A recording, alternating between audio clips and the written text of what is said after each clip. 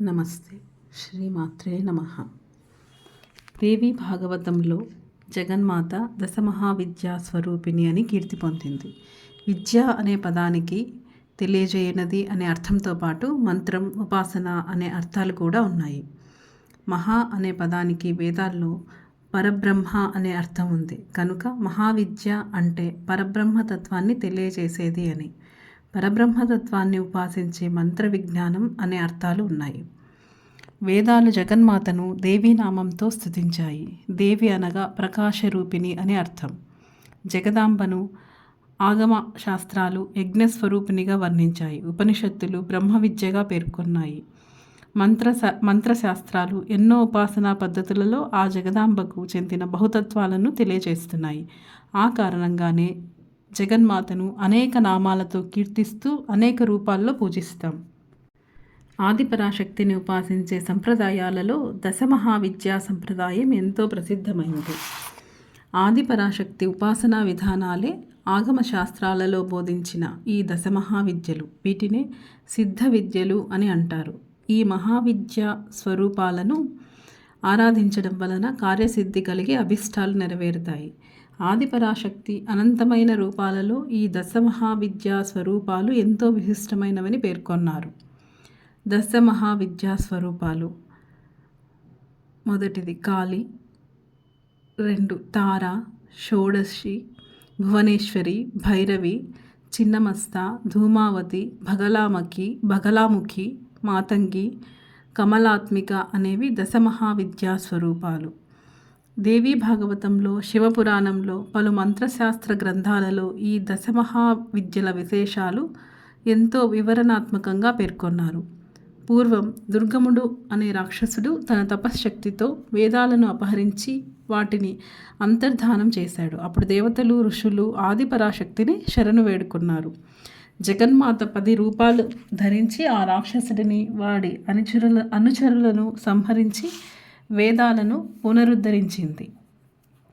దుర్గముని సంహారం కోసం ఆవిర్భవించిన 10 రూపాలే ఈ దశమహావిద్యా రూపాలు. నామవైభవం, లీలా వైభవం, తత్వవైభవాలతో కూడిన లలితా సహస్రనామాలలో మహావిద్య అనే నామం ఉంటుంది.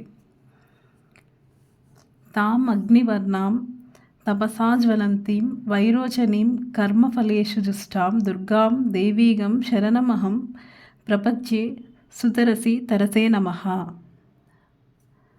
మహానారాయణ ఉపనిషత్తులలో కష్టాలని తొలగించే దేవదేవతగా ఈ దుర్గాదేవిని పేర్కొన్నారు. కాత్యాయనామ విద్మహే కన్యాకుమారి ధీమహి తన్నో దుర్గి ప్రచోదయాత్ అని దుర్గా గాయత్రి మంత్రంతో కీర్తి పొందింది జగన్మాత. జగన్మాత రాక్షస సంహారం కోసం ఎన్నో అవతారాలు ధరించి తన భక్తులను కాపాడింది. శుంభ నిశంభులనే రాక్షసులు శివుని ప్రార్థించి తమకు ఏ పురుషుల వల్ల మరణం ఉండదనే వరాన్ని పొందారు. ఆ ఇరువురిని వధించడం కోసమే దేవతల కోరిక మేరకు జగన్మాత కౌశికిగా గౌరీ శరీరం నుంచి జన్మించి శుంభ నిశుంభులను, వారి సైన్యాన్ని హతమార్చింది. అనంతశక్తి సంపన్నుడైన మహిషాసురుడు దేవతలను హింసించి బ్రహ్మ, విష్ణు మహేశ్వరులను ధిక్కరించాడు.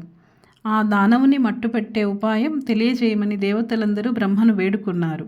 బ్రహ్మ ఆ మహిషాసురుని వధించడానికి దేవతలందరి శక్తిని సమైక్యపరచాలని చెప్పాడు.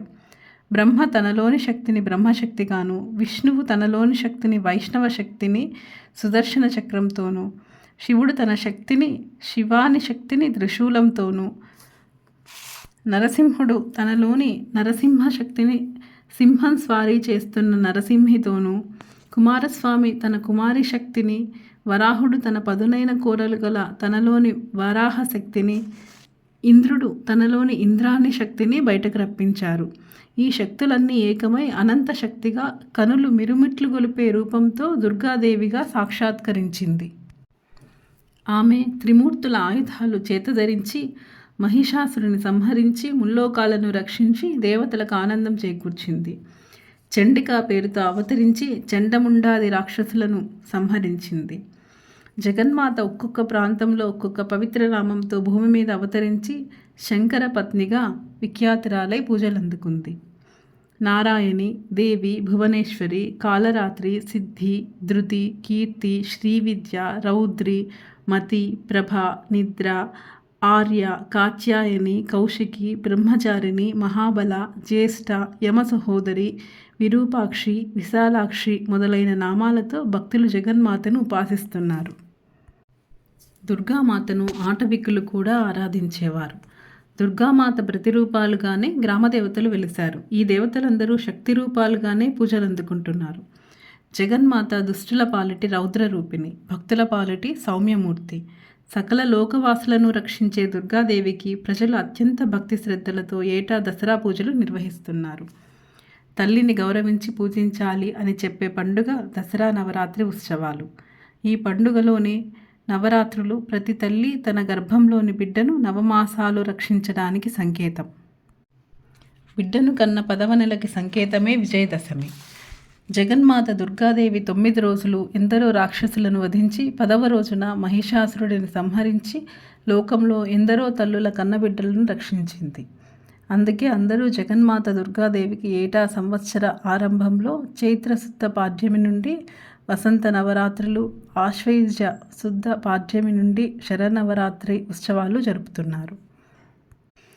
అకారాది క్షకాంతవర్ణ నిర్మితమైన జగన్మాత రూపాలు అనంతం. ఆ పరాశక్తికి అనేక రూపాలు, అనేక నామాలు ఉన్నప్పటికీ మార్కండేయ పురాణాన్ని అనుసరించి ఆమెను ఎక్కువ మంది దసరా నవరాత్రి ఉత్సవాలలో పూజించేది నవదుర్గల రూపాలను.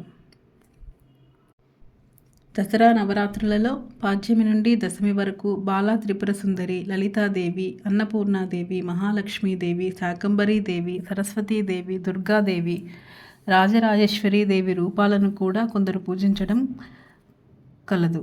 మరికొందరు మహాకాళి, మహాలక్ష్మి, మహాసరస్వతి రూపాలను పూజిస్తారు. పూర్వం రురుడు అనే రాక్షసుడి కుమారుడు దుర్గముని వధించడానికి దుర్గాదేవి విఖ్యాతం తన్మే నామ భవిష్యతి అని జగన్మాతయ్య పలికినట్లు దేవీ భాగవతం పేర్కొంది.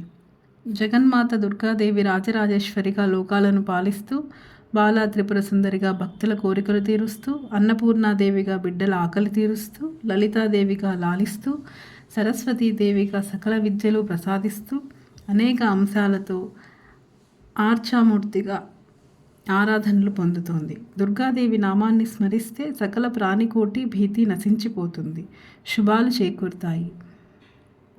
భక్తులకు మేలు చేసే స్వభావం జగన్మాతది. నవరాత్రి పూజలో దుర్గాదేవిని ఎర్రని పుష్పాలు, ఎర్రని గంధం, ఎర్రని అక్షితలు, ఎర్రని కుంకుమలతో పూజించి ఎర్రని వస్త్రాలు సమర్పిస్తారు. జగజ్జనని అరుణవర్ణం కలిగింది. తనకు సమర్పించే పూజా ద్రవ్యాలు ఎర్రగా ఉండాలని ఆమె అభీష్టం. పవిత్రతకు సంకేతమైన అగ్ని ఎరుపు రంగు. అమ్మ అగ్నివర్ణంలో దర్శనమిస్తుంది. ఉపాసకుడు కూడా పవిత్ర హృదయం కలవాడై ఉండాలనేది దీని అంతరార్థం. దసరా నవరాత్రి పూజలో కుమారి పూజ చేస్తారు. 2 సంవత్సరాల నుండి 8 సంవత్సరాల మధ్య వయసున్న ఆడపిల్లలను కుమారి అంటారు. నవరాత్రి పూజలో అమ్మవారితో పాటు కుమారి పూజలు చేయడం వల్ల చేసేవారికి కాక ఇందులో పాల్గొన్న బాలికలకు కూడా ధనధాన్య సమృద్ధి, సౌభాగ్యం, ఐశ్వర్యం, కుటుంబ సౌభాగ్యం చేరుతాయి. కళ్యాణి, రోహిణి, కాళి, చండిక, శాంభవి, దుర్గా, భద్ర, లలిత, ఉమా అనే పేర్లతో కుమారి పూజలు చేస్తారు. నవరాత్రి పూజలలో అమ్మవారికి రోజుకొక పిండి వంట నైవేద్యంగా సమర్పిస్తారు.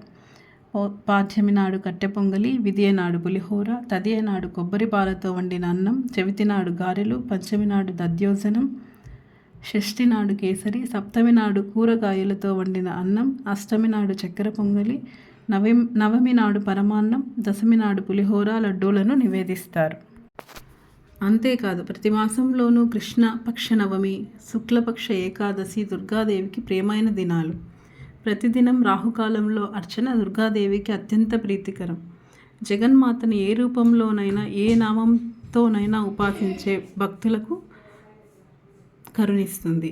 ఈశ్వరీ సర్వలోకానాం నిర్గుణాం సగుణాం శివాం వైష్ణవీం శాంకరీం బ్రాహ్మీం వాసవీం వారుణీం తథా. జగన్మాత నమో నమః. నమస్తే. మరోసారి కలుద్దాం.